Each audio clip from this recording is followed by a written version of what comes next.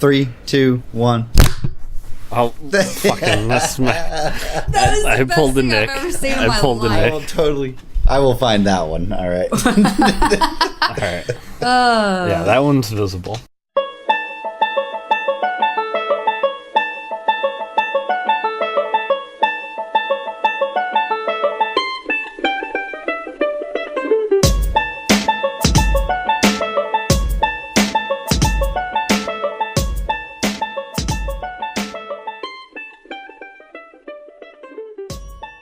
What's up, everybody, and welcome to this special episode of the CoGPod, disc golf talk only. We have myself. Jesus, can you not? Luke just opened a beer. Oh, it's sprayed everywhere. Special guest this week is Pseudocidal in our chat. What? And his actual name is Joey. If you want to say hi, Joey. Hello, everyone. And Joey, tell everybody like what you do online, what games you play, your internet presence. Do you have one? Like, what do you do? YouTubes? What do you do? I don't really. I had big plans to stream and have YouTube and all that, but life gets in the way. And I used to play games all the time, but having two young kids kind of takes up a lot of your time and work and all that. Yeah. And my youngest is coming up now to say hi, but I mean, I do have a YouTube channel. I have a couple of videos on there. Battlefield 3 is one of the videos I have where I accidentally randomly team kill my friend that I was playing with, and I thought it was hilarious. I was like dying laughing in the video, but it's not that funny or popular. But So, Yeah. what's his name? this is Isaac. He just turned 2. Hi, Isaac. He's I waved at him. yeah. He's like, what is even happening right now? I feel like I'm Morpheus from one of his Death by Horror podcasts because he was always getting What? interrupted.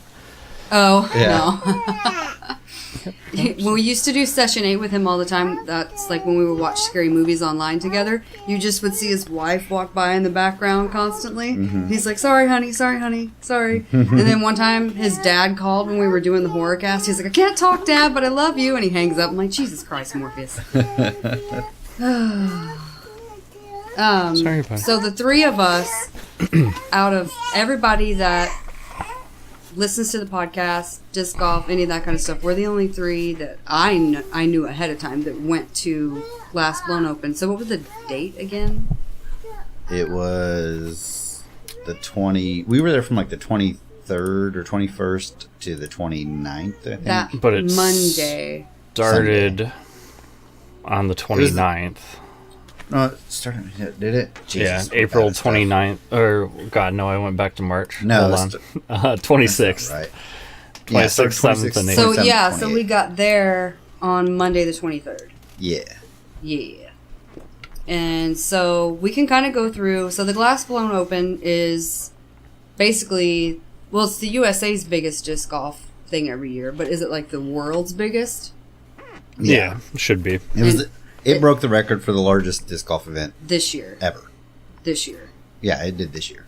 Well, last year I think it was Last year also. as well, right? He said. Or the year before, something like that. I think it was down one year, and then it's been up. I want to say it was down last year a little bit. I think maybe. it was because But of not weather and stuff by like that, I think. 100 people or something. Like, Yeah. not a big It was like change. 11 or 1,200 last year still. And, Yeah. And this year was 1,602. And then when you tell people, oh, we're going to Emporia, Kansas for this thing, they're like, what's an Emporia? We're like, literally just this. Just disc golf. Just Yeah. this. And a brewery that had the best food. I've, Oh my God, wait. like, ever Okay, had. so. Teaser. No. We're going to get to like your favorite things about the Oh. whole week later. I want to go like day by day Yeah. by what we did. These so are a few of my favorite things. literally, I That's have perfect. like 3 favorite things. When the dog bites. Every time. Ow. Why don't you just go do karaoke all the I time know. since you sing so much It's anyway? good stuff. So It's not really. we get there on Monday. Yep. Everybody else got there Monday except Austin, right? No. Was Austin there Monday? He got there late He Monday. was, yep. Was he at he Beer was- Fest? No. We went to meet his Colorado people for barbecue, Cookout, right? yeah. Yeah. Oh, okay. So we went to the beer fest Oh, with Joey and our friend Ryan. Ryan. And mind you, I had driven from 7:30 p.m. the night before all the way Without through sleeping. to yeah. 8:30 a.m. with can't with gloss the over time this. with the time change. It was a 14-hour drive. Then I went and played 18 holes of disc golf. Then I went to the beer fest, and then I Yeah. didn't Yeah, I go don't to know sleep what you till were like thinking. 11 p.m. Didn't even take a nap, right? No, Like, So what were you I took a thinking? nap Like, the day what- before for like an hour. Okay, well that doesn't you count. front loaded on sleep. That's fine. No, that's not how that works. Front loading. Yeah. That's not Yeah. how that works. So we got there Monday. Joey got there Monday morning also after driving 14 Yeah. hours. What was funny was whenever he was like, "Are y'all just gonna scoop us?" And literally, their hotel, without us knowing it, was across the street. It was across 35. I think I called Right you guys there. as you were like walking out. Yeah, we It- were it was going perfect to our timing. car. 'Cause Perfect. And then, like a minute later, we were there. Yeah. Because it's literally across It's the a street. small town. Ryan, Emporia is very small. It was great though. yeah, I've never really used Uber or Lyft, but Ryan was trying to find a ride share to the beer fest, so he didn't have to worry about driving. I was like, Right. this is like a small town beer fest. Like, you're not going to get hammered here. Like, you'll be okay to drive, but whatever. Like, you want to be safe. I get that. But he pulled up Lyft and Uber and didn't see any cars on the road. Like, there was nothing at all. Yeah. And, There's like what? 30,000 people probably maybe. It was 20 to 27. 20 to 30. Yeah. Yeah. I think it That's was what I'm guessing. 27, and then GBO brought in another probably At least 2,000. at 2,000. least at least Maybe 2,000. 2,500. Yeah, because there was 1,600 Competitors. competitors alone. Yeah. And then families and friends and people like us who just went, Right. you know. So You guys don't know how many spectator badges were sold? there was 130 or something before that like pre-ordered. Yeah, and some people didn't pre-order. They just Yeah. got it like... They opened them up afterwards, like the second day for sale. Okay. They just had to make sure all the pre-orders were So anyway, there first. back to the story. Yeah, so we we're go there. to scoop up. I'm telling it. So we go to Oh, scoop up sorry. Joey and Ryan, but we haven't met them before. And so Luke's on the phone, like trying to call him to tell him that we're there. And I see Joey, this bearded, tall man, like down the freaking driveway of the motel. Hotel. Holiday Inn. Holiday. And there's just this bearded dude just waving, and I'm like, that's probably him right there waving at you. Yeah. And There was a creepy baby. Oh, There yeah. was a creepy baby doll like sitting on a. Was it on the AC That's right by unit? the dumpster. It was right next Oh. to, like an AC unit. Like straight out of a scary Oh movie. man, that's great. It was. And then, I'm like, did you guys see the wow. picture I took? Yeah. In the I did. I didn't GBO Oh, tell Slack. her. picture. So the next morning, we checked out of that hotel, and as we were leaving, I looked, and there was a truck parked there, and the baby doll was, like, on the truck mirror. Ugh, somebody's trolling somebody. Yeah. Anyway, so we scoop him up. We go to the beer fest. Quickly, we get inside, like right as it opens, and already it just opened. Already inside and hammered, as it already just opened, was James Conrad. Yeah. Just dancing around Disc golf Jesus. by himself, disc golf Jesus with his hair flowing in the wind, dancing And his around, singing the ears. music, and like nobody man. really They're was great. like talking to him or anything because they were like, "I don't want to bother him, I don't bother him," but he was drunk as hell, like at 5 o'clock, like right when it started. He had to have been pre-gaming. Oh yeah. So basically, you got these little shot glass size They were like cups. 3 ounce probably. Yeah. I guess maybe 4. Maybe 4. Nah. So we they go weren't into that it big. thinking 3 ounce. we're like, we're not going to get that drunk, right? It's just a little bit. But mind you, there were 20, like, right? breweries? least. A little At over, least 20. yeah. And each one had like 3 or 4 beers for you to taste. So about like halfway through, we're like, oh shit, I underestimated Well, myself. We started real strong. We're like, we're gonna try every one. Yeah, And, like, that we ended. did. We the first 3 or 4 were like, okay, let's try this one. Oh, that was good. You know, try this one. Oh, have you tried that one? And we're kind of talking about the styles and what they have, and we get about a quarter of the way around, so like halfway around the Yeah. first side, and that's about where Dawson and Jenkins were. The Yep. Bevel and Nate Dawson, Dollar Jenkins are both world champs, Discraft sponsor pros, and they have a brewery. And they did. Is their brewery in Emporia or is it No. somewhere else? Bend, It's in Oregon. Bend, Oregon. Yeah. Oh, so they just brought like a truck. Well, they did a collaboration brew with Radius. Oh, and Prairie. Prairie, yeah. And so they made a sour? I mean, Yeah. it was It was a slight hopped, headwind. a hopped sour. Yeah. So it was tart, was light. Oh, yeah, I remember. It was okay, like the sample was, but I ordered like a full pint of it at the brewery later in the week, and I was like, Yeah. I It was don't kinda know. Yeah. Like, I liked it, but I would have liked a glass like half the size. You know, after That's it, yeah. about 8 ounces, I was like, kind of wanted an IPA now. Like, Yeah. I think it's a great like palate cleanser, like mini aperitif almost, because it was really like lemongrassy and kind of bright and citrusy. And Yeah. other buzzwords. Yeah. So about the time we get Hazy. to their booth, we're all like, okay, we're going to have to rethink our strategy. Like, we're just each going to pick one, and maybe you just sip from, not everybody Well- drink a whole one of each kind, because Or just like try the ones you want that you like the styles of. I'm not much of a beer drinker to start with. So I would take a sip and be like, oh, that's disgusting, and then hand it to somebody else. To me. So everybody is super hammered. And that was a problem. I was getting real full by the time we got about halfway around down that side to the smoker corner.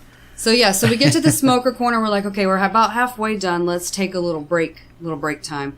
So I swoop over because James Conrad was having a cigarette and nobody was talking to him still. Again, he's just kind of dancing around by himself. So I swoop over and I'm like, can I get y'all a picture? So I get a selfie with James Conrad, and he was like, very nice, very cool. And then I turn around and you guys were chatting up with Barsby. So And he just kind of like snuck in there. Like I didn't even see him come over. What happened is we had already been at the corner for a little bit, and Ryan and Joey, I think you guys kind of branched off to the other side and started to grab stuff from over there. I was going slower because I was slow. And the one on the corner, I hadn't tried the hazy yet. I remember that. The one, and that was a good one. yeah, and so I go over there. I don't remember any of the breweries' I don't names. remember like, at either. all. They I were all remember from it all. Kansas, so it Yeah. shouldn't be hard to look them up again. Right. Yeah, we could look up who all was there. I'm sure there's a vendor list somewhere. And we were on the corner there, and I happened to go up, and I was getting the hazy, and as I'm getting it, Barsby walks up and gets the same thing. I was like, hey, what's up? And cheersed him a little bit. And then just kind of started talking, and we branched off to the side, and he stayed there and just started chatting with us, and we made a little circle, and all just kind of started talking. Well, and he seemed like he was pretty hammered already too, actually, because he was pretty loosey-goosey and like chatty as well. He's kind of always loosey-goosey. Oh, Every okay. time I ran into him, he was acting that exact same way. Okay, Like, so he's didn't- just every single time. drunk by nature. I think so. He's just drunk on life. He's A giddy very all the laid time. back guy. So that is like he talks for a while with us. We all get our pictures. Now, we can't just skim over this. They had some great stuff. Yeah, but we I can't took say some some of the stories. Remember? No, we I can't. took some sneaky videos. Yeah, Joey took some video. I saw. I got him to talk a little bit about his disc design, his tour series disc, the diamond shape. And then he also talked a little bit about the ass slapping video. Yep. And 'Cause, that was like, a the- really good... The running joke in our disc golf group is that he's got Barsby eyes and like Oh, yeah. hide your wife and all that because he'll steal your girl just because Yeah. of the look that he can give. And then he comes out with this tour series disc where he makes money on them when they get sold and all that. And everyone's like, that diamond shape with like the waves around it and whatever. We're like, come on, like that's obviously, you know what we're going for there.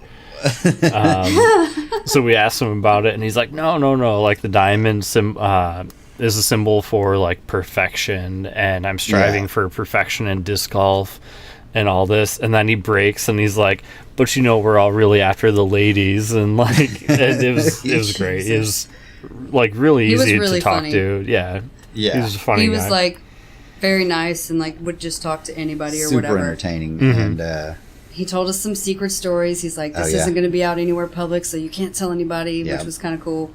So that was like my first favorite out Yeah. of three. That Well, we was got my some- first favorite. we got some cool pictures of him, too, and I asked him to do the eyes. I told him he was a celebrity in our disc golf Slack Mm-hmm.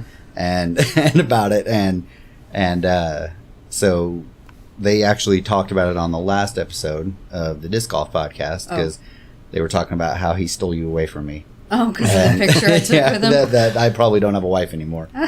Yeah. No, you only have to watch out for Simon. Yeah, that's later. That's not even one of my top 3. Oh, my God. That's pretty amazing, isn't it? That is. That yeah. is. So the number one favorite thing, You can't go that. I'm You just just saying did them as they come along through the week, was the whole chatting up with Barsby. Yeah. That's one of my top 3. That was definitely a highlight for me, too. Also, we have to mention that during this beer fest, as we're touring around, several people thought that you and Joey were brothers because your beards are both red and have like a little bit of blonde, like right in the middle. We do, like this skunk stripe. He looks like your little brother. Like Joey could be your little brother. Yeah, his Your beard is big definitely little a brother. His bitter, a little more epic than I am. Yeah. Yeah. It gets a little bit unruly. Yeah. I need to get back on mine. My mustache area is all jacked up right now. Yeah, it's janky. Mm-hmm. So we finished the beer fest. Well- is there anything else we want to talk about at the beer fest? By the time we got to the second half of it, I was so full because Yeah, it you was kept hard to handing me do. stuff, and honestly, the first half I think had better stuff too. Yeah, The it first did. half we went through, I skipped a all lot. the stuff I Yeah. definitely didn't try everything. I was trying a lot of the. I think I tried everything from the first like quarter of the breweries, Mm-hmm. and then I was like, some of the stuff just isn't that great, or it's not styles I normally drink. So then I just kind of Right. stuck to the IPAs, and as I was going around, I was like, well, that IPA doesn't sound like it'd be that good, or there's not many people lined up here. So I was like, I'm just gonna walk by this brewery, and so you probably drank like twice as much as I did, just because like Amanda was handing you drinks, and I was going through them, and Yeah. it was hot. There was one you got that you had to pour out because it was so Oh gross. my God, what was that one? What did it taste like? I forget. And you were like, that's disgusting. And I was like, don't drink that. It Just was- pour it out. Oh my God, what was it? Was I don't really remember. bad. I remember that though. It was. did you try it was the hemp seed one? No, this was like a Bach. It was like a. Oh shit! It was over on the left side. It was on the second half. I It had was a kind of Bach. right towards the middle. I think it was like a Doppelbock or something. Hmm. But it was like, it was awful. It was Yeah, like something was wrong with skunky. I don't know. I remember though, because I think I had you try it too, and I know I had Ryan try it, and Yeah, they were just I like, kind oh, of remember that. Yeah. yeah. So you dumped it out and rinsed out your I wish cup, I would but have. I wish we had tasting notes. Like we should have. We should. Because that we were a one, little too tipsy. There was a at that specific point. taste that I remember. I thought for some reason you said it was like licorice. Maybe. I don't remember. like It doesn't matter. mothballs. It doesn't matter. We're moving on. We're moving on. So we leave the beer fest tipsy. Kids don't drink and drive. So we get in the car and we drive over to where the free bowling was. Because it's a small town, like they don't have a lot to do. So Oh yeah, they And had I- free bowling. They I had think a you free skipped- bowling night. I think you skipped one of the best parts about you guys Oh, giving what? Ryan and I a ride. Oh, what was it? Was that you rolled up in your Yaris or whatever your No. your car is, and It's a Ryan and I are Veloster. both. Oh, okay. I'm sorry. Yeah, The Velociraptor from Hyundai. Yes. And that's right. Ryan and I are both like 6'2", and we had to get in the back seats.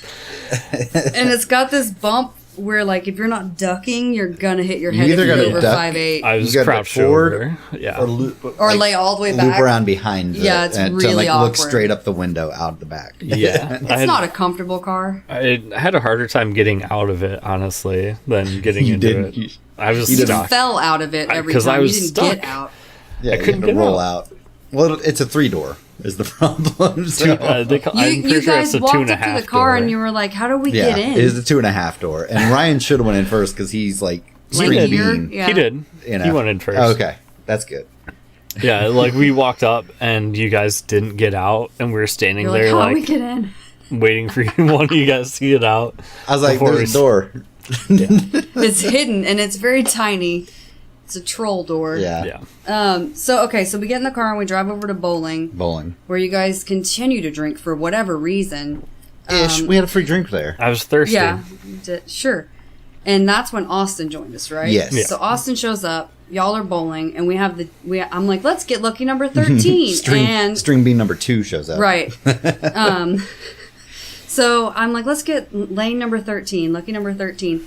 And it broke the whole time. Like, it kept knocking pins down and, like, clearing the lanes, and the ball bouncing off the freaking thing, and it was just ridiculous. The gate kept dropping in the middle of us going up to throw, like, for no reason at all. Well, and it wouldn't even be, like, at a point where we could stop. It's like balls already traveling down the lane, gate drops. Smacks right into it. I thought it was going to break it. You know they know it happens all the time because the guys just walk up, they're like, and they just walk up and do it. They didn't say anything to us. They just know. Right. He's like mumbling, minimum wage.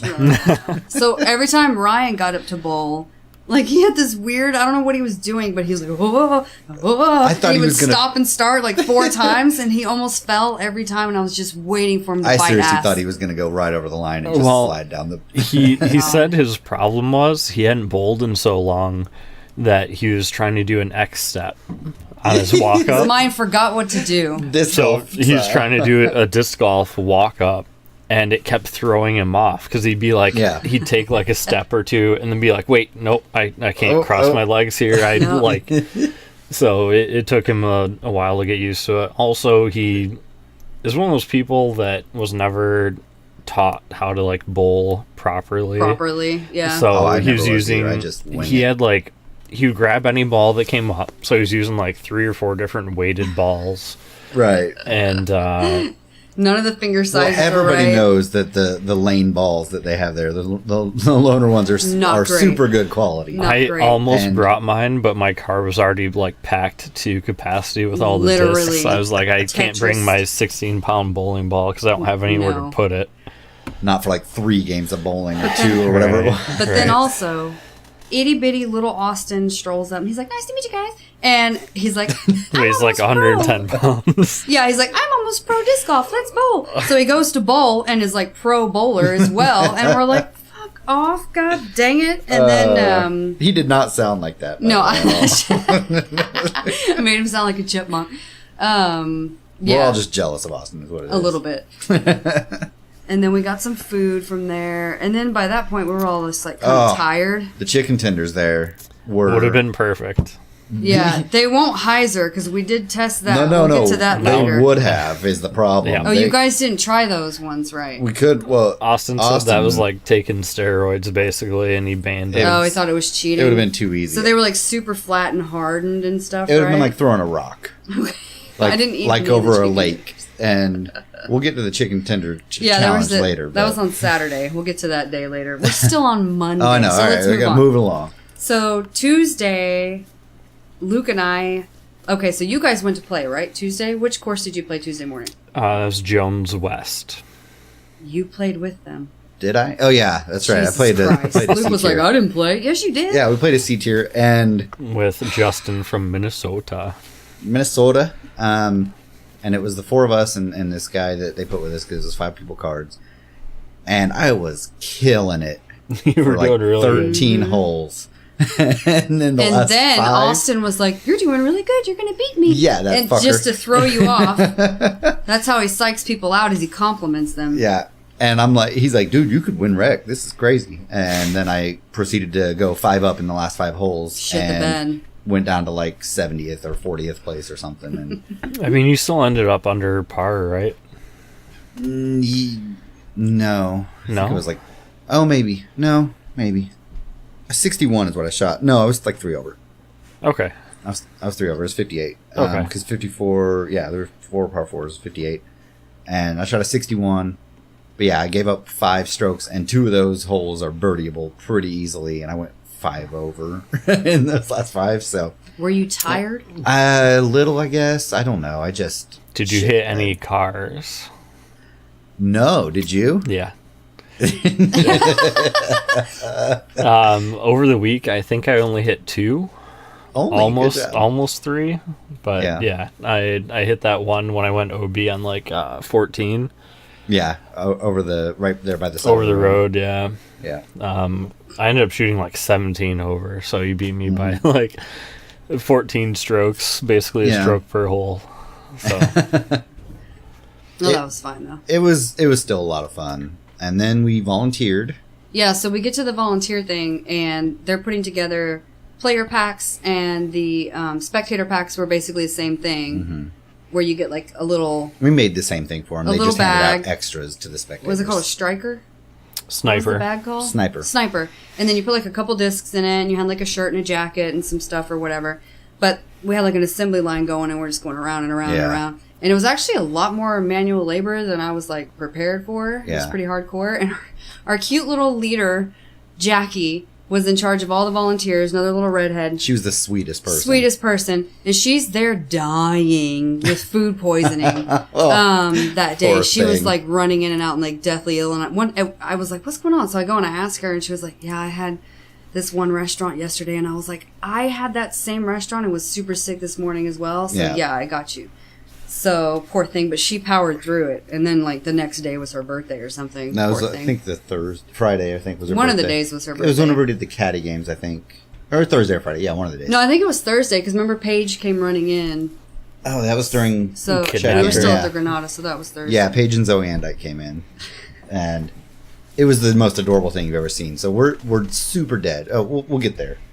But Tuesday, Wednesday... We didn't really do much. We just were, like, checking players in. And yeah. Well, yeah, we can just kind of go through all the volunteer stuff. So Tuesday and Wednesday... Tuesday, we made the packs. Wednesday, we did check-in. Thursday, we did check-in. But we were smart about it. We got the middle shift, so, like, the big rush was already over. Mm-hmm. And then for about the first hour or so, it was solid. And then after that, it kind of died off and trickled in and out. Yeah. But then the next day, we did late check-in, and there was hardly... like, nobody there. So we were just packing up the leftovers to send back to the... And that was the day we're just sitting there kind of twiddling our thumbs, and we see some commotion in the front and like some people darting around. Mind you, okay, so the Granada is this old school theater, like with balconies on the sides, like theater, not a movie theater, like old school. Right, stage theater. What do you call them? Stage theater. Well, whatever. So they had like a lot of it blocked off to do the putting challenge. Mm-hmm. So we see little Paige and what was the other? Well, and to block traffic. Yeah, and to block traffic also. Instead of going around the safe way, like just coming down the ramp like a normal human, both of them leap over several sets of blockade chairs. I'm like, you're playing today. Yeah, they're both professional women golfers. Like the best one, Paige Pierce. You're playing today. Yeah, so they're leaping over all these chairs to get to cute little Jackie and like, happy birthday, we brought you chocolate, come eat lunch with us. Yeah. And so they give her a hug and they drag her out.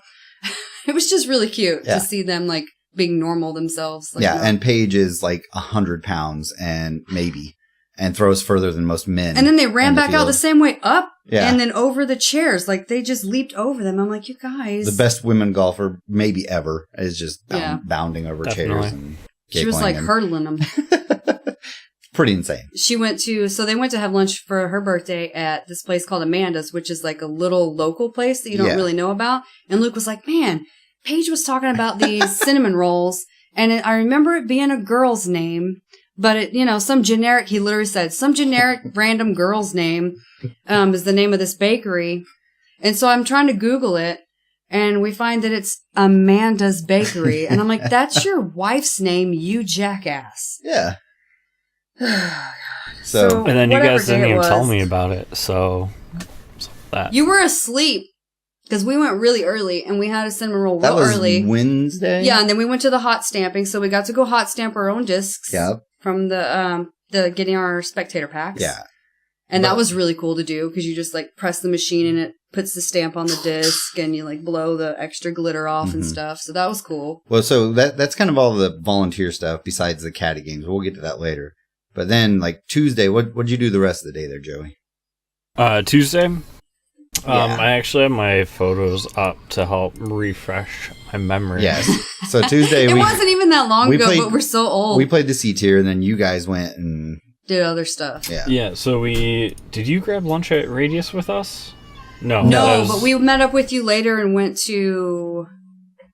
the brew house, ale house. What was it called? Brickyard 20 The Brickyard. Brick house. The brick shit house ale yard. Yeah, nobody can And get I started feeling straight. sick again, so I didn't get to stay. But you guys stayed and had some shenanigans. So tell us about what happened at Brickyard after we left. At Brickyard? Cowboy, right? Well, you guys went to Bourbon Cowboy. Right. So we grabbed lunch at Radius, Austin, Ryan, and I.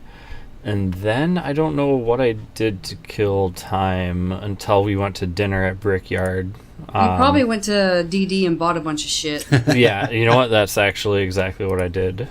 And then we went to Brickyard, where I got to try this awesome stuff called hot honey.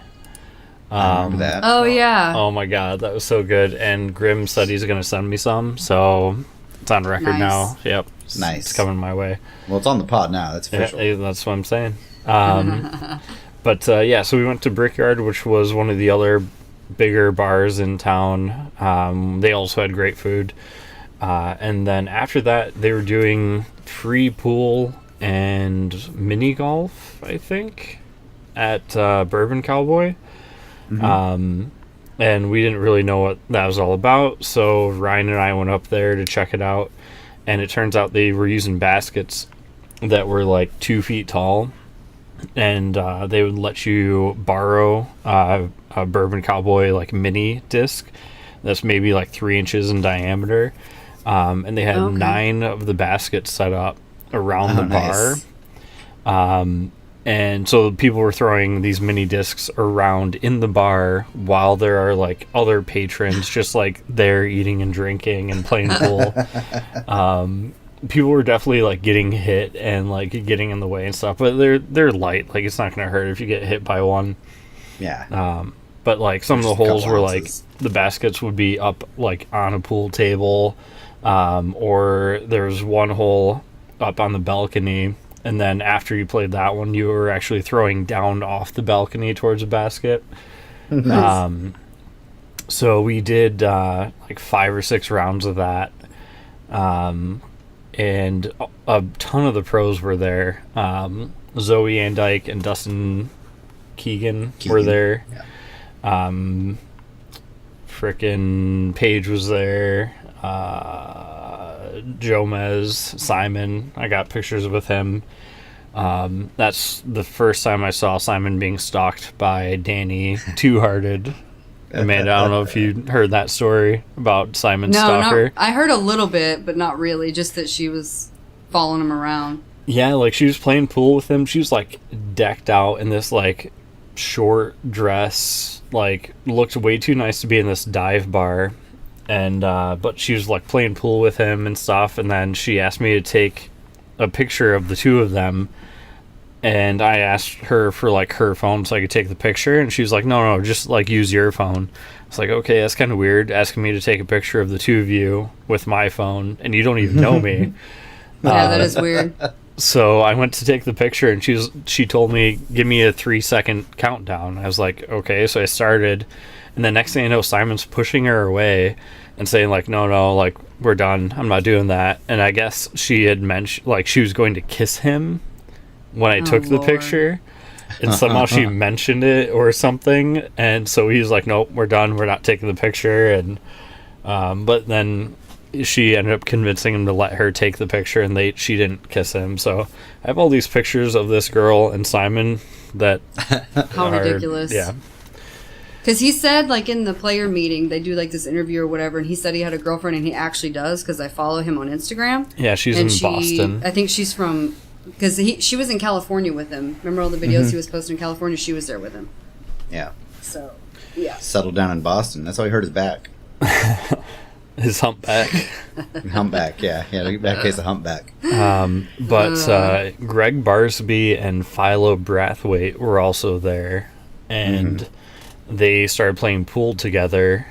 And Ryan had a friend show up, so it was the three of us like hanging out. Ryan decided to leave, but I stayed there with his friend, and his friend was like, why don't we ask to play pool against Greg and Philo? And I was like, okay, like I suck at pool and they're probably gonna say no. But he walks up and they're like, yeah, sure, like grab a cue, let's play. And I'm like, oh great, I'm gonna embarrass myself right now. So we ended up playing pool, and they did destroy us. But all the professional disc golfers that we saw there playing pool were like really good at pool. So They probably do it quite Coordinated often. bastards. Yeah. like It's like Philo a thing. was playing by himself, and we were talking with Greg, who's telling us more like secret stories that we're not supposed to like release to the internet or anything. And he looked over and he's like, is that Philo playing pool by himself? And we're like, yeah. And he's like, I'm gonna take care of that. And he walks over, grabs a cue, like jumps into Philo's game and just like knocks like 5 balls into the pockets without saying anything. Just like jumps up and starts like playing pool against Philo. Like, all right, sure thing. Well, they're teammates. Yeah. Yeah, that's they're both Nineveh. true. I'm sure they know each other really well. All the pros that we met at all were all super friendly and nice. Like, I got my picture with Simon as well, which was like my dream come true. Oh. Yeah, that was one of the nights we went. We were losing at track of our timeline here. We were at Radius so that was at some point. Wednesday. Maybe. All right. I don't remember. They all blurred together. Was there anything else noteworthy that happened on Tuesday? Nope, that was it. That was the end of Tuesday. We're going to go long if we do every day like this. No, we can just give the highlights. So once we were eating at Radius for the first time, and so Radius is my second favorite thing about the trip. Not for their beer, but for their food. Their chef is amazing. We got to find out who that was. Yes. I mean, so everything they made was fantastic. We ate there 3 times? 4. 4? Yeah, because we had brunch on Sunday. That was 3. We went there 4 times. Oh, with Tim. Yeah. I forgot about that. I think I ate there like 7 times. But the first time, like, we walk in and Big Germ is there with his wife eating, and we sit down, and then Simon comes like in and sits down with the table next to us, and I'm just like, Simon's sitting next to us. Like right by, and Joey didn't even notice. Joey comes and joins us afterward. And is sitting there like clueless that Simon's next to him. Literally 2 chairs away from him. But I'm just like, I'm looking and Simon's like staring me down. I'm like, what's up? You like redheads? But no, he has a girlfriend. Darn. Oh, wow. But yeah, the food...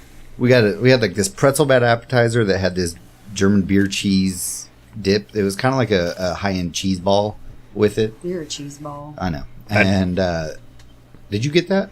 I tried it the next day because you guys were raving about it so much. It was really good. It was fucking ridiculous. And then I had the best buffalo chicken combination of any sort I've ever had in my life. It's because it was like a cream cheese buffalo. This sandwich, yeah, okay. So it was chicken breast, and I think also like dark meat that you could tell they actually cooked and made there and cut up, and then it had a nice like celery carrot slaw on it that was well, dispersed. It wasn't nice big, but it was nice big chunks of like celery. Yeah, and then provolone. I don't know. Was it provolone? I don't know. I think so. It was melted provolone, I believe. I'm going to go with that. You're the chef. And, yeah. And then this buffalo cream cheese that was fucking amazing. It was just pockets of it all over this sandwich. And it was just like little glob pockets of it. Globs. Yeah. Technical term. Glob pockets. And then it was like toasted rye, I think, or something like that. We don't need to know. Sourdough. We need to know. No, because we could spend a whole episode talking about this one place. I think he's right. It was sourdough. They only had sourdough and rye. Oh my god! And this sandwich, though, like I'm spoiled now on Buffalo Ranch. You're like never again from anywhere else. Anything. So everything we had there was super good. Like their pasta was really good. Their pizza was really good. Their Greek pasta. The only thing that was disappointing was their brunch, and that's the thing I was super psyched about was to go for their brunch. And then, like, they didn't have any, like, they made the pizza dough wrong. So they were going to make this breakfast pizza cinnamon thing. And it was, like, the dough was done wrong or whatever. And so they had to redo it. And so I got the biscuits and gravy. But then it comes out and it's like, the gravy was kind of tasteless, which is odd for, like, a chef. I guess he also had, like, under-seasoned his mac and cheese a day before, too. I think he just didn't want to oversalt stuff or something. Yeah. So the biscuits and gravy were kind of bland. And even when I spiced them up right, like the biscuits were hard. Yeah, you had bad luck with that. The biscuit I had I had a big ass chicken biscuit sandwich with like homemade pickles and it was really good. But yeah, your biscuits, I think you had just unlucky. So I was super disappointed because like I saw like all week I was waiting for brunch on Sunday, or like right before we're going back out of town to go home. I was going to eat sausage biscuits with gravy and like have the cinnamon toast pizza afterwards or whatever, but nope, no chance. So anyway, everything there was really, really good except for that. That's the only thing I was disappointed in. Yeah, it sucked that they ran out of or they didn't have the dough right. Well, no, and they had the dough later, like at noon. Yeah, well, right. But we didn't want to wait around. I guess the batch got messed up or something. And that was the one thing I was looking forward to, because everything else on the menu had eggs, and I don't like eggs. So I ended up ordering a breakfast sandwich and just getting the egg on the side, and I think I handed it off to you, Luke. Yeah, well, I think I threw it on Amanda's plate, but that sandwich was huge. The chicken was good. It was a whole chicken. You have a picture of me like Oh yeah, I do have the picture of you halfway eating that. through it. Yeah. So what we'll do for you guys too is we'll do a compilation, like photo album of all of our picks and all of Joey's picks that we're talking about. We've already sent. Joey has a nice Google. Oh, good. So we can link to this album, album, as long as you make it to where it's read only, Joey, so people can't mess with your stuff. Yeah. Then we'll link to the album that's got all the pictures you guys can look at. But they also had a really good going flatbread. we don't need to keep talking about it. Radius was the best part. I literally three ate there kinds of pork on it at least once every day. There were a couple of days where I ate there twice. That's what I'm saying. That's why I ate there 7 days or 7 times over like 5 days. It was so good. So they have this like local barbecue place that was meh. It was okay. Yeah. But Texans are notoriously really picky about barbecue. Yeah. So it was and then fine. they had a Mexican food place that was not very good. That was it. It was not very good. And then they had this cheeseburger place that was really, really good called Doobies. It was super good, and they let you like putt for your food. And if you make the putt, then the owner pays for your meal, and if vice versa. It was or like whatever. 55-footer. Yeah, and so I nobody made it. Yeah, I missed. Apparently, like 3 people over the day made it. That was fun though. But I mean, it was packed. Yeah, and I finally got to have Planet Sub for the first time, which is delicious. Yeah. I didn't see your post about that doobie place till like I was already on my way home, but it looked like it would have been nice to try. It was good. We were getting hats and a jacket randomly while we were there because ours were all smoky from the night before, which we got to go back and talk about. Yeah. And this girl recommended it, and we were like, oh, somebody else told us about that place. We got to check it out. So we kind of ended up eating there. But our jackets were all smoky the night before because it was fucking chilly at night, and we went out to the Airbnb where Joey was staying. Yeah, and we did our own bonfire. So there was a bonfire on the GBO site or whatever. Thursday or something. Thursday or Friday night, but ours was better. I didn't. Because I made it. I went to the GBO bonfire like before they lit it, and I was like, this looks like it's gonna be kind of lame, so I just left like before they even started burning anything. Apparently a lot of people showed up, but a lot was like 100 or 150 maybe. It looked like it wasn't that big. So we drove out to the Airbnb, which was like in the middle of nowhere, but oh my god, it was the most adorable thing. It was like as if Joanna Gaines had made it herself. It was like country cute as hell. Wasn't that extravagant. And they had these huge ass dogs. What kind of dogs were they? God, Great Pyrenees? Is that what it's called? Yeah. I think so. Man, they were massive. They were polar bears is what they were. Yes. We pull up and they're so friendly, and they were like really protective, and one ate like a rabbit. Just like turn around, it's just eating a rabbit. I'm like, Jesus Christ. So we're like, we've got all this beer. There was like a huge tub of, so there was like a little mini keg in there. And Joey. then, and then a million beers that everybody brought from various states to all share. And I'm like, well, I don't drink beer, so if you want me to go, we got to stop at the liquor store. So we stop at the liquor store on the way, and I got tequila, and we step out to go into the liquor store. And it smelled like you had died and gone to bakery heaven. It smelled like funnel cakes. Funnel cakes, but better. And so we go in and we're like, why does it smell like that outside your store? And he was like, dude, across the street is the Hostess factory. We're like, oh, shit, I would get so fat living here. It was amazing. The air makes you fat in Emporia. So then, so we get there and we're like, it's getting kind of late and it's getting chilly and it's getting dark. We're like, let's make a bonfire. So Berthos, which is Luke's family lineage. Wow, thanks. They're very good at making fire. He's like, blah, blah, blah, blah, blah. Just put his hands in the fire, whatever. And I did wrestle the fire a lot then. A lot. And it was freezing. It. It was freezing. It did need it. It was cold. There was very little. There was a lot of wind. Very little good wood to work with, too. And a lot of wind. But Joey, I want you to explain like the beer situation we had going on. Yeah, I took a picture of it, so it should be in your album somewhere. And I took a couple of pictures too. Okay. But basically, I was told everybody was going to get together one night and we were all just going to get like wasted, like just drink a shit ton of beer. And so everyone came strong. I spent over $200 on beer. And we spent quite a bit as well. Yeah. It was a lot. Yeah. There's a lot of beer. And There was I think we ended up drinking like 3 or 4. It was nothing in comparison to what we were was prepared It so was for. so bad. stupid. It was so bad. More beer Joey had I drank more Yeah. beer before I went out to like caddy for Nico than we drank that night. Yes, y'all were the lamest party people ever. Well, Ryan left.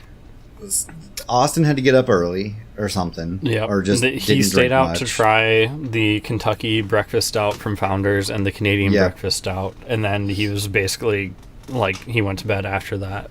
Yeah. Well, yeah, because he was playing the next Well, and then day. there were 2 more guys there we didn't talk about yet. Kyle was there, who is a friend of Austin's from Colorado, and He's an Kyle's old dad man. was there. Yep. And their tea time was super early, Well, like 6 a.m. Steve, Kyle's dad, was super. It was like 7 o'clock. And, 7:40. And so they went to bed early because Kyle was going to caddy for him. And so it was just basically the 3 of us out there just Well, shitting. So Kyle was 39. His dad was like 70 at least. Mhm. Like I don't remember exactly how old He was was playing but- it. Yeah, he was playing 70 in May 70. So you know, watching someone like that get out Thanks. there and play disc golf was awesome because like you look at him and Mm-hmm. you're like, he looks like an old farmer. He's like super tan and like you know Yeah. just looks like a hardened guy. A But little hardened, muscular guy. Yeah. yeah, The but he was span of cracking people that dad play jokes disc the whole golf time is- and I know. Like, the range of people that play disc golf is huge. Oh yeah, it's an every man and woman sport, Sure. and that's why it's appealing. Well, partially. But we drank some interesting stuff. We Y'all, what happened is y'all went in the wrong order. Y'all drank, like, the really thick, stout ones first, why'd we do because that? Austin had to go to bed. and he wanted those. So we Oh, I had see. your mom on French toast. Yep. We had Canadian breakfast stout, Well, Kentucky if you- breakfast stout. Yep. Other way around. We had Kentucky first and then Canadian because that's the way they're Doesn't made. even matter. And then I'm like, I'll just drink an IPA, and I'm like, I'm so full again at this point. And But it was fun because then it was like we all got to really just hang out and chill for Yeah. once without having to do something else. Mm-hmm. And so that's my other favorite thing. Not necessarily the bonfire, but our Yeah. bonfire, but getting to like actually meet and hang out with Joey. Because Yeah. Joey is the American version of Nick, if y'all didn't know. If you hadn't heard me mention it before. Marinick. Yeah.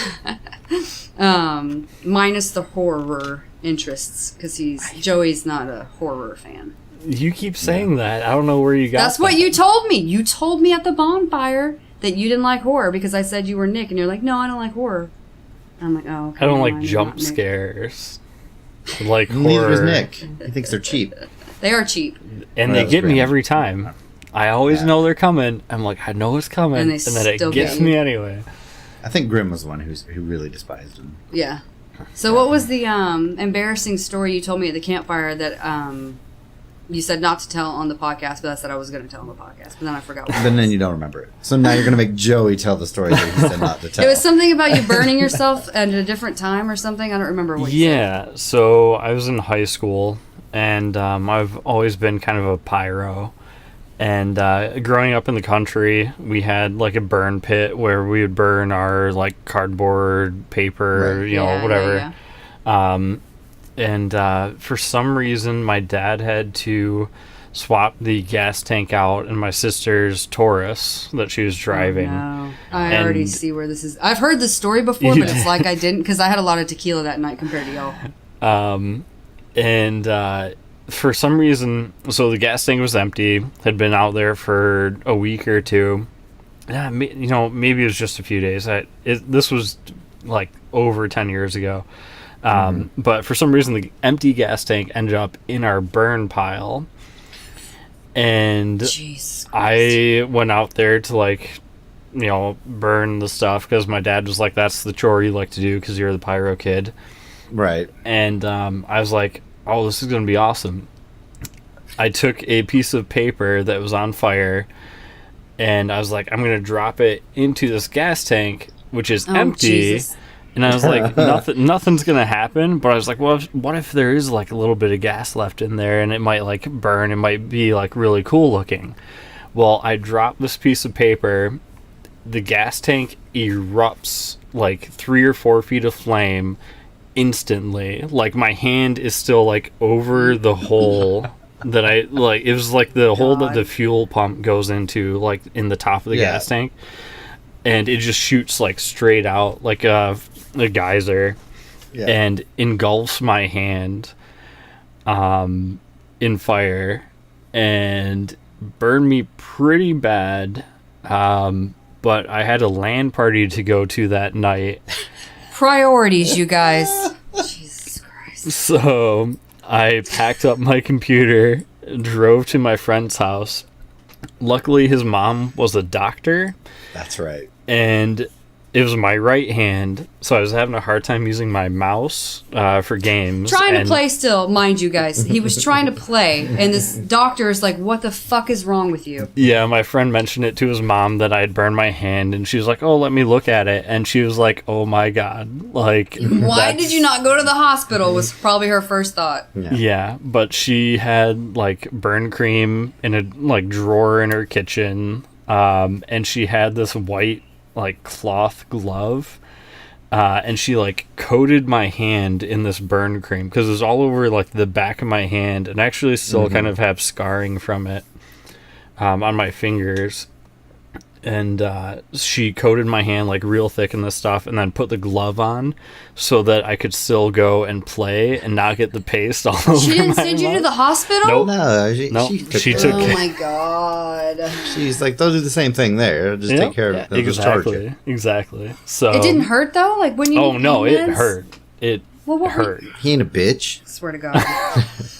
Like you said, priorities. I had to. Yeah. I couldn't be a little bitch. That's right. Guess not. And LAN parties are what helped me, be able to stay awake and drive overnight to Kansas. Staying up for, I think the longest stretch I hit was like a little over 72 hours before It's I really, just like really passed bad for out. you. Yeah. Children, don't do that. Yeah. Don't listen to Joey. Don't Unless be you're Joey. cool. Please go to sleep. Yeah. Unless you're a if cool not kid. Cool enough, don't do that. No, don't pound monsters and stay up for 4 days. Please go to sleep. You'll get heart attacks and Jesus shit. Christ. It was Call of Duty 4, Modern Warfare, and the original Guild Wars. Those were the games man. Okay. I failed out of college for those. And Okay. Yeah. I failed out of college for way worse reasons. Yeah, so, you did. We've heard some of those reasons before. Yeah. Rowing team. Crew kid. You were on the crew. Yeah. That doesn't seem like something I've that you told you would this do. I know before. when I tell people that you want a rowing machine because you were on crew, they're like, what? Yeah. Nerd. I was skinnier back then, obviously. They're like, he doesn't seem like an asshole. Well, you didn't have to be in a frat to be on the crew. That's kind of I like, It was guess if you're in the movie expected. Skulls. Not yeah. required, just but saying, like- expected. Yeah. anyway, so our bonfire was better than the GBO bonfire. Yeah. I'd So say then, I think that was like the last major thing. And then Saturday rolls around. Well, and then like we had rounds to do. Like we had more volunteering to do. We did the caddy games. Oh, the caddy games. So on Friday, we had the caddy games. I mean, that wasn't a big deal. Like, But Cool Daddy Slick Breeze Yep. was there videotaping. cool. Videotaping? Daddy Who Slit says that? Breeze. He was recording the caddy Old people games. say that. And I'm going to put the video up despite Ah, Luke son of saying a not bitch. to, where Luke is the one giving the instructions on the DD video about the caddy games on what they were Yeah. for that day. To the owner of Dynamic Discs. Yeah, which was really cool. Who, So, by the way, set the record for a couple of the he events. did. That He did. motherfucker. He was quick as shit. Yeah, Jeremy Rusko had like the best time He was in a so couple of the fast. events. I think both of the speed ones, like the Zuka kart and And the water one. Station. So that was really fun. That event was really fun. Yeah, that was cool. Because there was like, you fill up the water, you go and fish out discs, Mhm. you race a Zuka cart, you like put a bag together like with all the stuff in it Yeah. a certain And then way, you and gotta then do you the have to do a scorecard in a certain amount of time. Yeah. And what's funny is I was the one doing the scorecards, and that was the one that everybody was failing so bad. Yeah. Like everybody took penalties on the It scorecards. was a harsh penalty too. It was 2 minutes really- if you got one wrong because it's like their 2-stroke penalty, quote unquote. 'cause But that that's was- what happens. So that was Friday pretty much, because then the GBO bonfire was Friday night. That wasn't Friday pretty much. Joey had a very eventful Friday. Well, I meant for me. Oh yeah. But Joey had like a dream come true for him. What happened? Yeah. So Friday, I was gonna go watch the pros play, and mainly, so there's one pro who is one of my favorites. His name is Nico Lacastro, and he's sponsored by the company that I follow closest, which is Gateway, and they make my favorite discs. And everyone knew I was going out to, like, especially watch him play. He was starting kind of early, because he's not, like, the best, but he is, like, good. He was a few cards back. Yeah. He's been at the top. Many earlier times. this year, he was...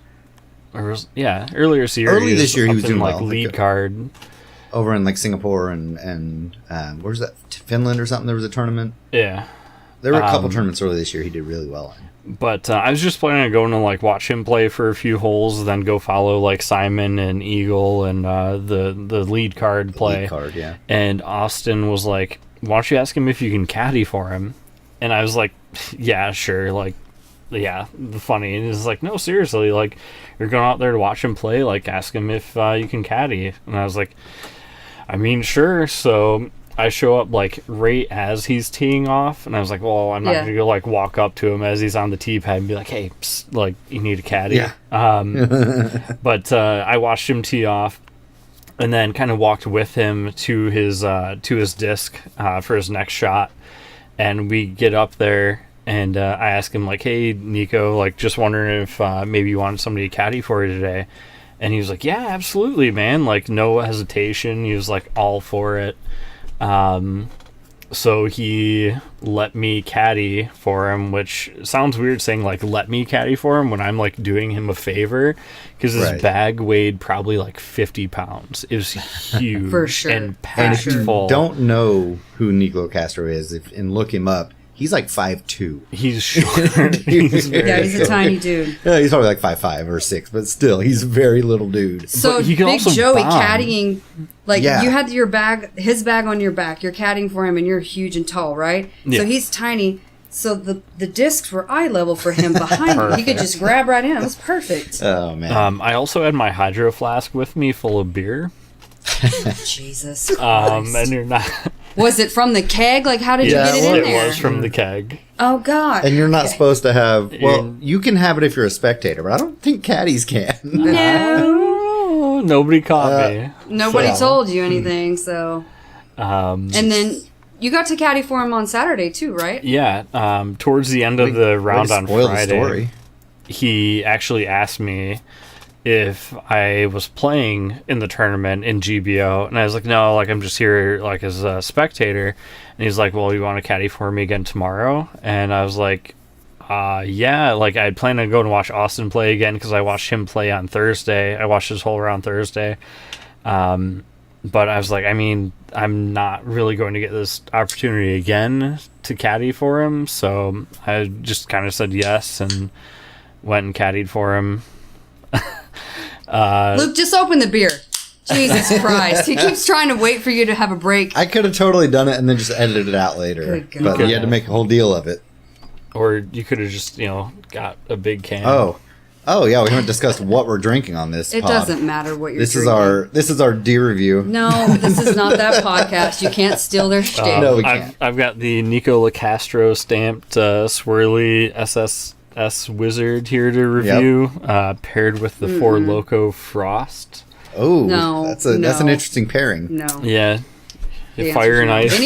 ice. Anything that says for loco, you just don't do it. I had to.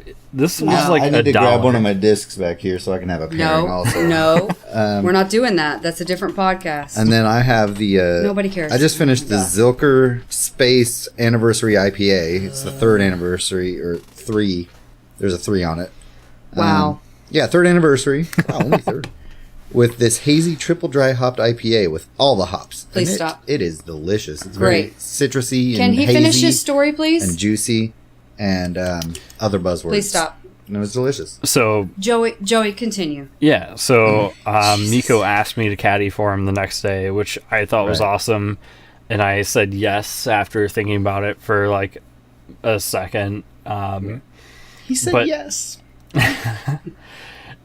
One of the things that people outside the disc golf scene might not know is Nico has a history of not violence, but he's very Temper. passionate. Yes, he is very passionate. he is player. very passionate. But there's And also a lot of expressive. He's expressive.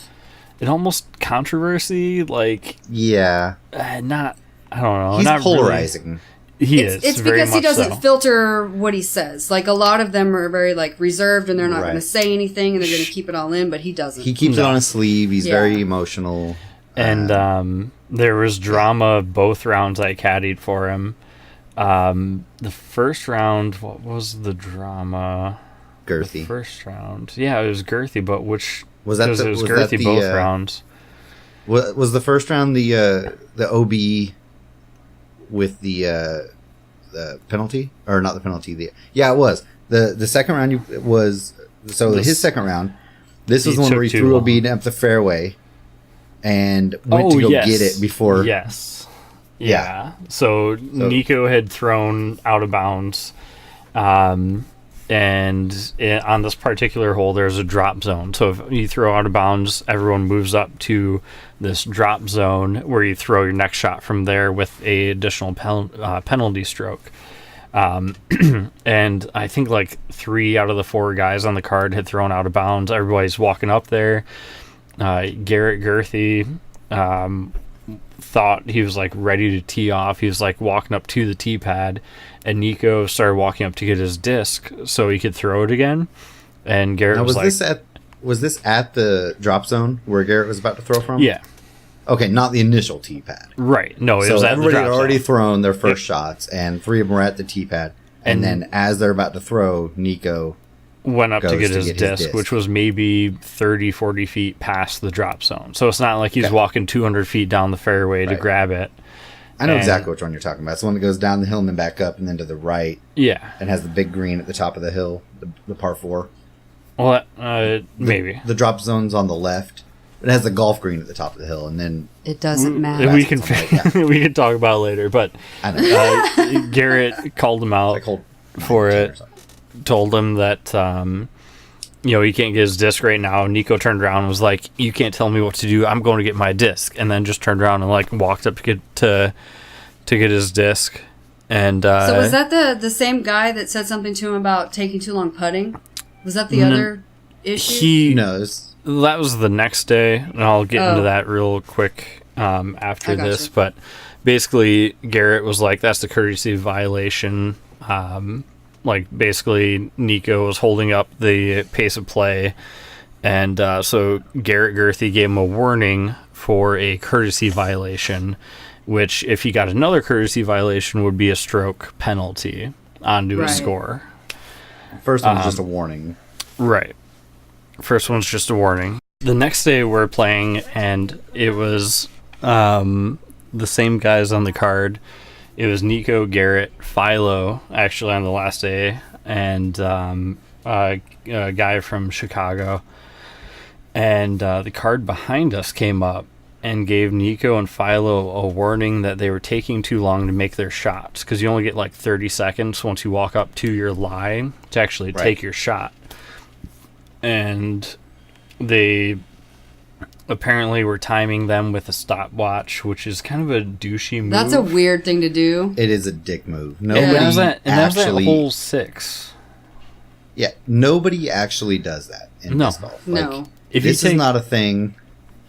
If it's blatant, but they were they're- like, It oh, is you, in. they were like, oh, you took 38 seconds.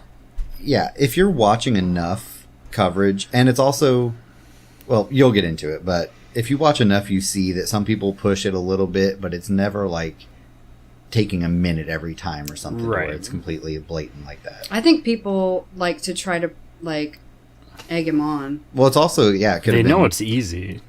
Yeah, they're it's- trying to trigger trying to him. rattle people. Yep. And they kind of blew it off at that point. Apparently it bothered Philo because he brought it up with those guys later, like trying to ask him, when did I take that long, like specifically, and they're like, that was 12 holes ago, we don't know. And but anyway, that card later, I think it was around hole 14. So the warning was around hole 6. They came up to us around hole 14 and said, hey, you took too long trying to make that putt. You took 38 seconds. We were timing you with our stopwatch. That's a stroke. Like a stroke penalty. And it was like, everybody was kind of like, what? And Garrett Gerthy was like, yep, all right, stroke penalty. Like, where's the scorecard at? Like, he was all for it. Wow. Because the guys coming up, it was Joel Freeman, who I believe is Innova sponsored. And a couple of other guys. Nico knew him, apparently. And but Garrett was all like for giving Nico the penalty and all this. And Nico was like, I don't know. He took it pretty well at that point. He was like, we'll talk to the TD about it later, and like, let's keep playing. Like, right. You know, we kind of made a note of it and figured after the round they'd go talk to the tournament director and see what the ruling was, because they were the card behind us. They weren't the players he was playing with, and they didn't really know the exact ruling if another card could give him the penalty. And he ended up playing pretty. He held it together after that. He didn't blow up. He did the best on his card, and nice. But then we went up and we're talking to the TD, and I was doing live scoring for that round too. Somebody from UDisc, which is a disc golf application, came up to me before the round, and he was like, hey, are you following these guys? And I was like, yeah. So he asked me to do live scoring. So every throw they took, I had an app on my phone where I was entering like, yep, he landed on the fairway, or within 30 feet of the basket, or he made the putt. Like, I was taking all these scoring, getting strokes. All the stats. So I felt like I had to hang out afterwards while everyone was arguing about this one stroke. Well, yeah, because you have to make sure that you've got the score right. Right. Like, I wasn't doing the official scoring. But still. But I was doing the live scoring, and I felt like I had to submit an accurate score. Right. And, so they argued about it for a while. It was pretty awkward, like, standing there. I bet. So, yeah. And then they called, like, 2 or 3 officials in, and they kept getting different answers. Like, yep, that's a stroke. No, that's not a stroke. And finally, at the end of it, Nico was like, you know what, I'm done. Oh, and his girlfriend followed too, and she was jumping into the arguments with the other players. Yeah, I remember you saying that. She was crazy. And finally Nico was like, you know what, just stroke me, I don't care, and like I'm over it, I'm done with this. Like, he just wanted to leave. Was he insulting them? Yeah, stroke me.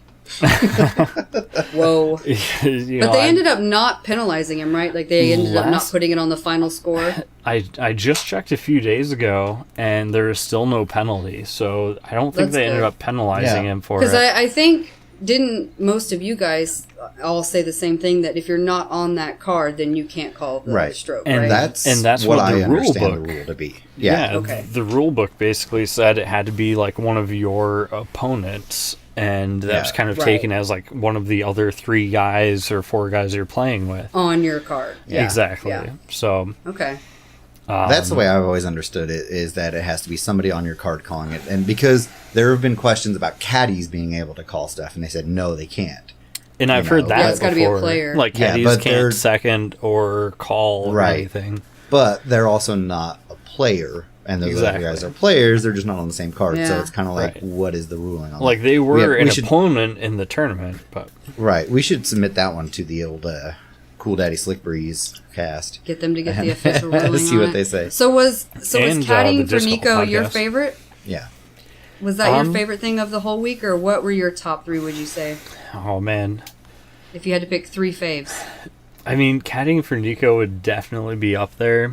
I mean, it was cool to watch him like play and talk to him and stuff, and I was giving him high fives and like fist bumping him and stuff, and trying, because he does have that temper. If you'd miss a putt, he would start to like smashes like discs together. He's like punching his Yeah. discs, in And you're his like, I hand don't or know if something. I try to calm him down or do I just back off? Yeah. Like, what do I do? So exactly, because I didn't want to like be like, no, it's all right, man, and then like set him off more. So I was Fucking talk to me, I was trying to like calm him down when I could, because I was like, I want to see him play better, and I don't want that temper to like set him off. But Right. the first 2 times he went out of bounds, in the first round I watched him, he canned the putts. Like the first putt was like 80 feet from out of bounds, and he Shit. hit it, and the next one was like 100 feet, and he hit it. Oh, wow. Jeez. So he saved his par.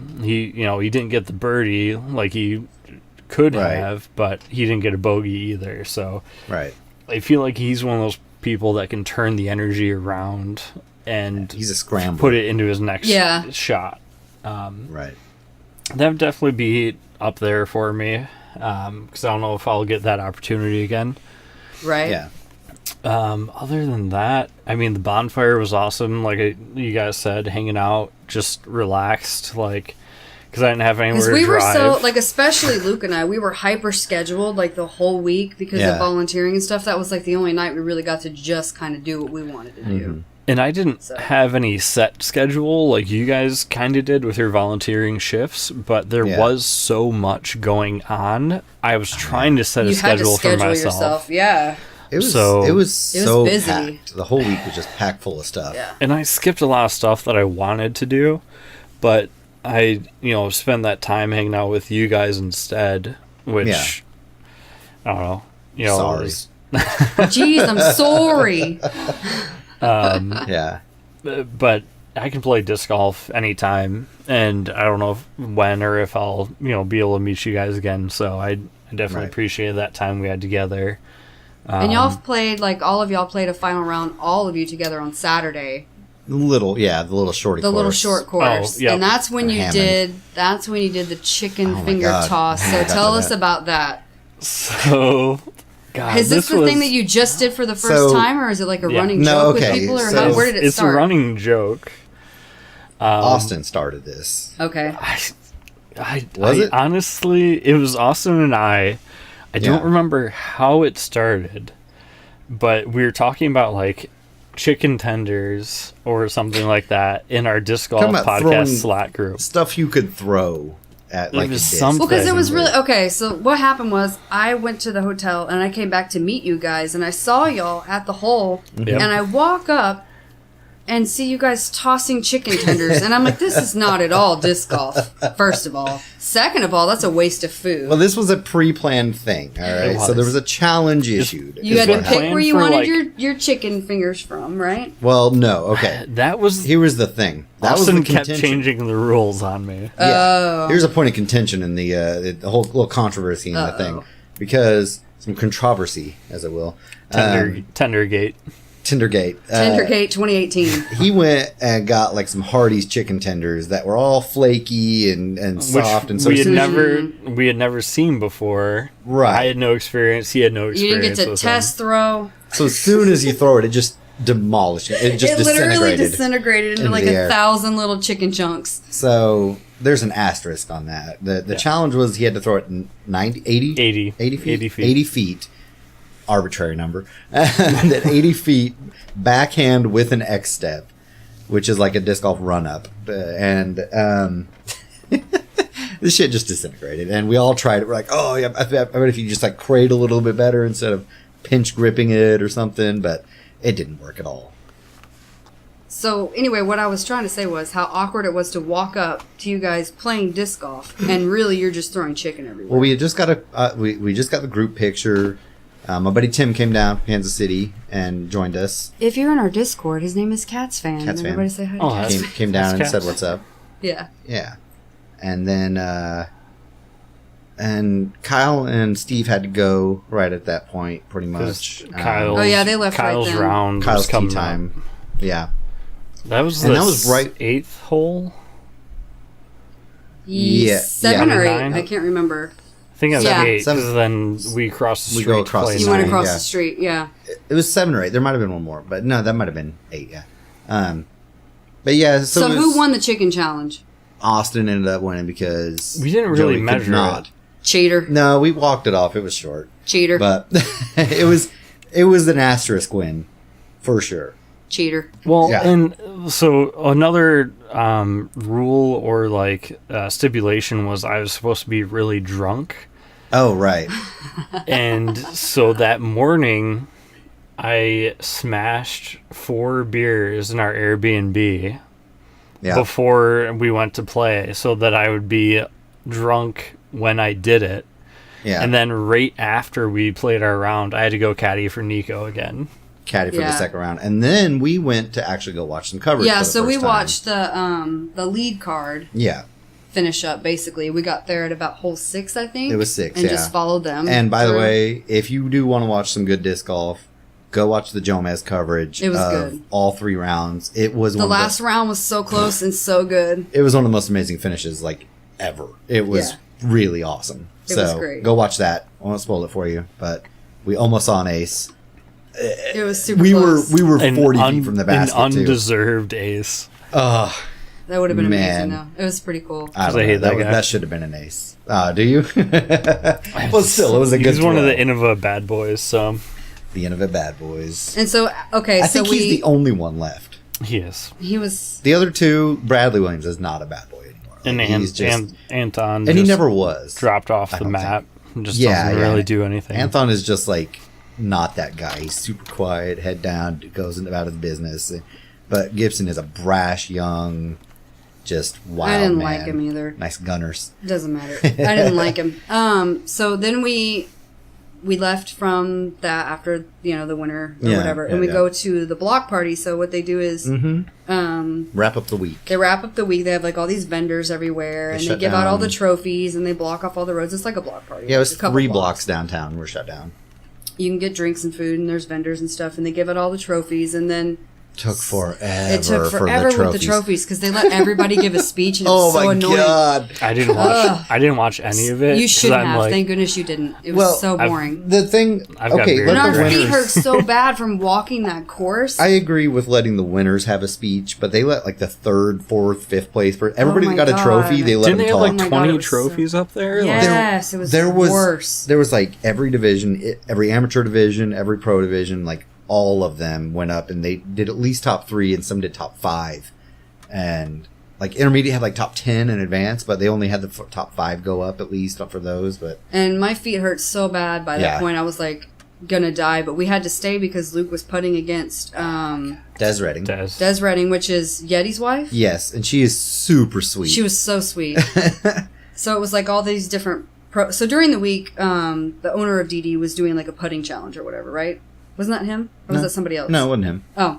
So there was this guy doing this putting challenge or whatever. It's the guy from it's Josh from the DD Kansas City. Oh. So then they had the final round at the block party, and the exhibition round was you against Des because you were the top rated spectator. Yeah, I was the one who won the spectator pool, and The best and so the pros. spectator putter. That's that right. was there out of 160 plus. That's right. I won it.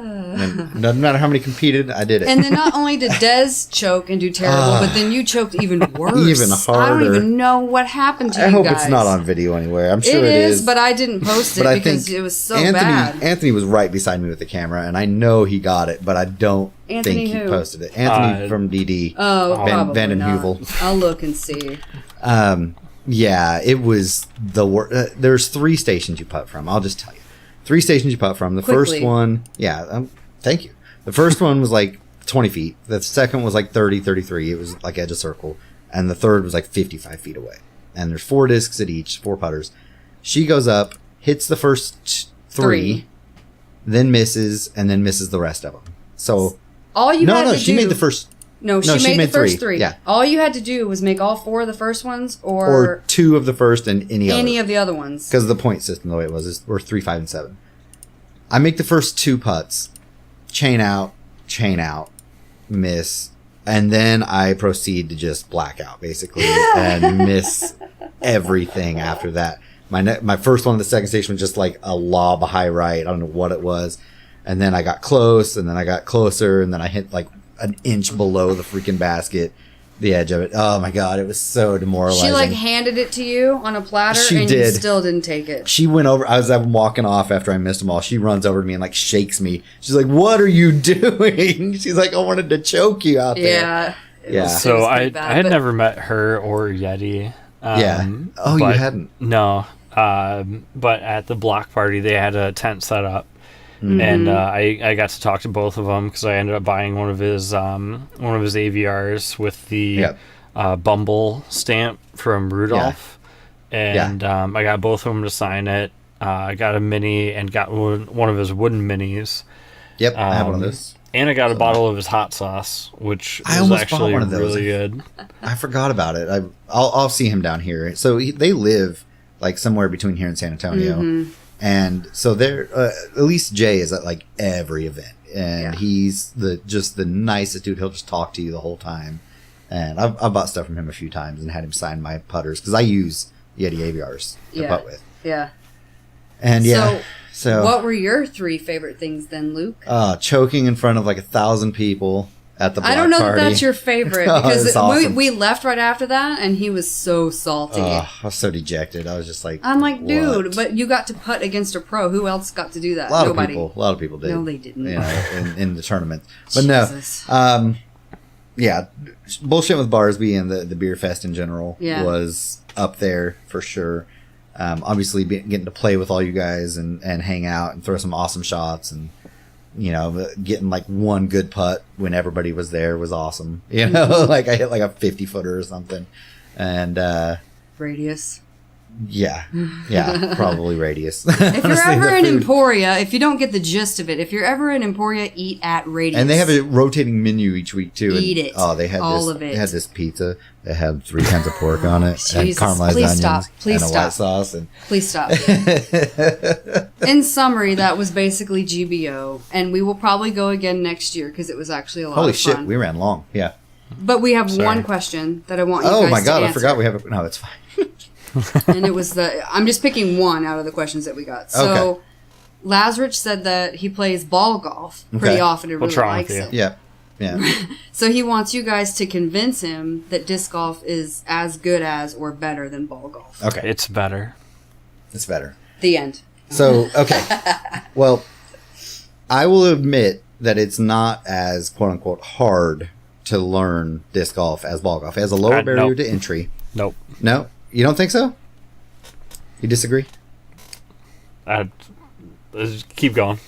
Okay. No. So I think getting to the point to where you can throw a disc somewhat well enough to enjoy disc golf is easier than it is to be able to hit a ball consistently in ball golf.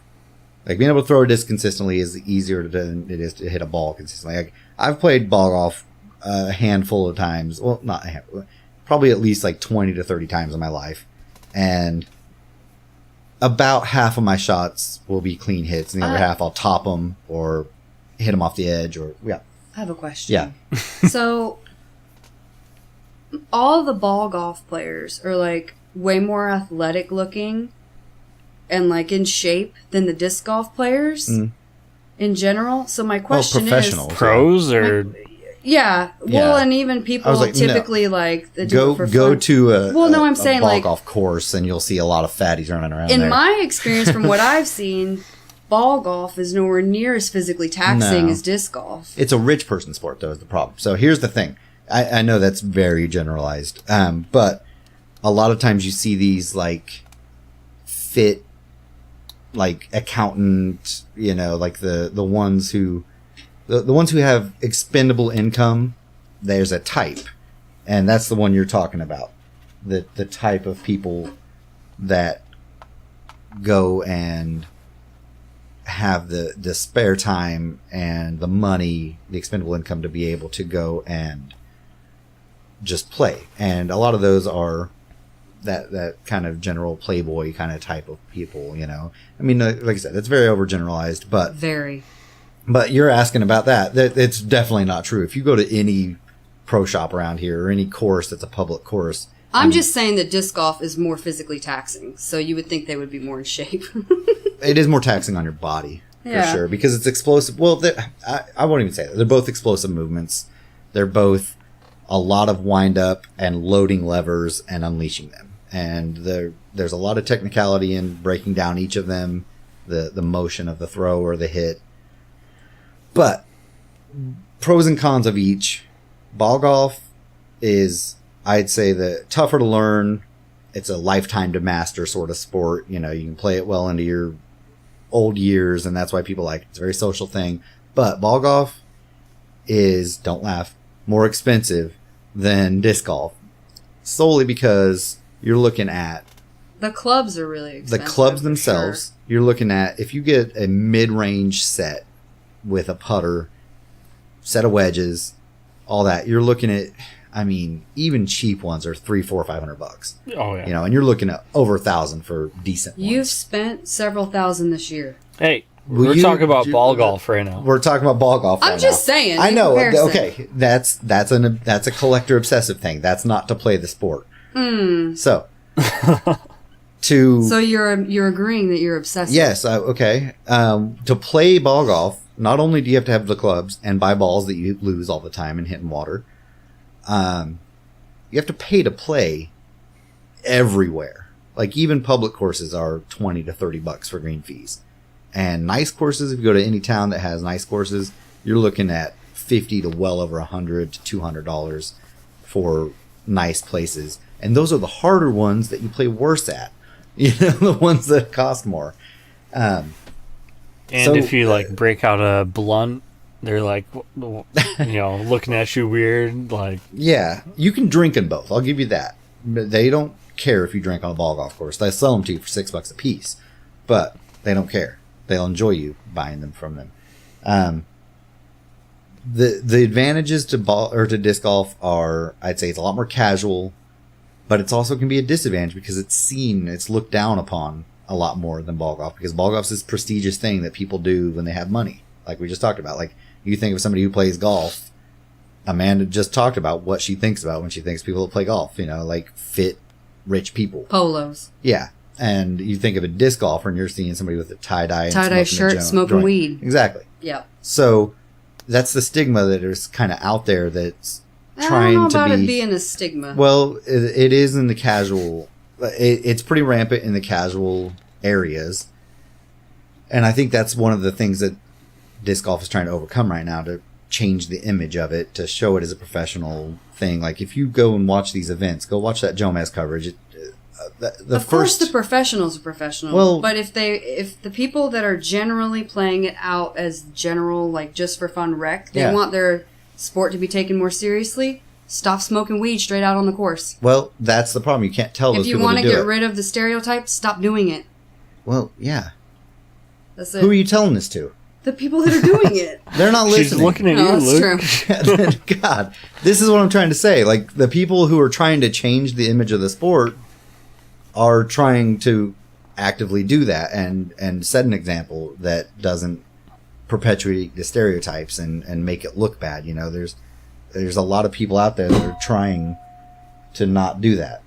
So it's one of those things that, sorry, we have a speaker issue right now that keeps Yeah, humming the at bass us. keeps freaking out. I think the cat's probably messed with the wires. But anyway, I got all sidetracked because of it. Disc golf is a lot of fun because it's a lot more casual. You can go out anytime. Once you have the equipment, like, you can literally just buy A basic set. Yeah. a couple discs, 3, 4, 5 of them if you're getting into it, and play as much as you want in most courses around you for free. You can start with one or two. Yeah. I played doubles with a guy last year.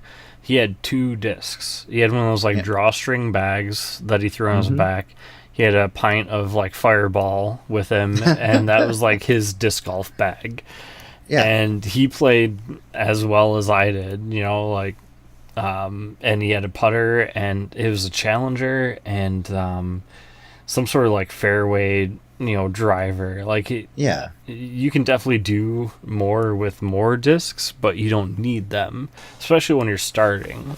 Yeah, and it depends on what you're playing. Like, once you're learning, you just want to get the mechanics of the throwdown, and then once you get that, then you can start adding other discs to shape different shots. And And there's a reason for every disc, and sometimes there's overlap, but that's kind of learning how to build a bag, and that there's all kinds of resources out there for that. But the great thing about it, it's very community, it's social, it's a great thing to go do to just kind of chill with your friends and play, but you can really get into it and get invested in it and learn and really take it seriously also, just like ball golfers do. Yeah. There's the weekend ball golfer out there that shoots mid 90s, and hits the ball about, 2 out of 3 times cleanly, and they have fun, but they spend a lot of money doing it. And if you're going to be that kind of casual-ish, I'd say disc golf's a better bet for you. If you're not trying to take clinics and perfect your swing and all that in ball golf, then I don't really see it being worth it personally, because it's just frustrating to me. And that's why I didn't really enjoy ball golf as much when I played it, because God damn, it's just frustrating. I was like, why do I play this game? You're out there. I think I can throw a disc farther than I can throw or hit a golf ball. I can hit a golf ball further for sure, but in the right direction is the tricky part. So, yeah. I mean, you know what you didn't mention is one of your favorite things? What? Your new cart that you got. Oh, yeah. From all of our hard work. I also got a cart. It's awesome. So when we volunteered, we got these little, they're not tokens, Vouchers. they were like vouchers for money to spend at the DD store, and so Luke finally got a cart. Yeah. And we have a picture of that we can post up too. Yeah, sorry, that was rambly, but... DD is dynamic discs, not For designated those driver. Yeah. Joey, do you have anything to add to that argument? I rambled for a while because I got sidetracked because of the noise. I was trying to kick the... No, I mean, you hit most of the main points. I mean, you can walk into like any sporting goods store and pick up a disc golf starter pack for like $30, like the Innova with the AVR Shark and a Leopard, probably. Yeah, those are all 150s. I like the Trilogy ones better, or the Dynamic ones better a little bit. Sure. Because, I mean, or... Your best bet is to just buy 2 or 3 discs. Go to the disc golf subreddit. Ask there if you want, if you're curious about Luke, it, or just ask us. Me. Yeah, ask us if you're listening to this. But cost to get into the sport is literally that. Like, it could be $20, and you could be out playing disc golf. There's so many free courses out there. Versus like ball golf. I mean, the like club length. Like, in like all that, it's not like you can just walk into a Dick's Sporting Goods, pick up a club for $20 and go out and hit the course. You need a putter, you need an iron, you need a driver, and it needs to be your size. Right. Discs there are different sizes and everything, but it's more about how the disc flies and how it feels for you, instead of like, oh, this is the right size for you. Yeah. And if you throw a disc once and get a good clean flight, there's nothing cooler than watching it just go and flex out and come to rest where you aim it. And I mean, like I said, go watch one of those coverages, the Jomez, Jomez productions on YouTube. Watch the Glass Blown Open and just watch what these guys can do at the top of the game. It's pretty impressive. Yeah. Eagle and Simon are pretty impressive. And that card is just, I mean, that's a perfect one to watch. Watch that. GBO is definitely some of the best coverage this year. Like, the players on that card are the top players in the sport currently. So, definitely. And there's a ton of variety. I mean, you look at courses like that are they're on a ball golf course and it's designed around it. And there's different pars and stuff like that. But then you go and watch something like Idlewild or Milo. De La, yeah. And then what was the Vibram Open, up at Shady Oaks. The MVP. Yeah, the Maple MVP Hill. Open this year. Yeah, but last year they have to go watch the Vibram Open. But Maple Hill, that's right. Watch stuff like that, and then you're going to see there's like wooded courses that are really technical and tight, and it's all about accuracy. And so it's almost a different facet of the game, and different pros excel in those places. You'll see like Michael Johansson do really well, or Conrad or Germ, or some of the sidearm players. Yeah, Sexton. So you'll kind of see that, and it's just a really cool, kind of atmosphere. There's cool. The social aspect's really nice because with ball golf, it can be stuffy. They are very stuffy. You might feel like if you're a 20-something, I know when I'd go to play ball golf when I was in my 20s, I'd feel kind of out of place because I'd see these, 40, 50-year-old guys out there that are all like, they played, for 30 years. And and you're just like there in a khakis and a shirt, you know, and so there's not really that atmosphere in disc golf. You can just kind of walk on anywhere, and people are like, hey, you know, and you can just kind of get after it. It's good to get outdoors with your friends. Yeah. It's getting hot here already. Fuck. Yeah, it's gonna be bad. Anything else you want to add? No, I'm sorry. We gotta wrap it up. I rambled a lot there. That's okay. My bad.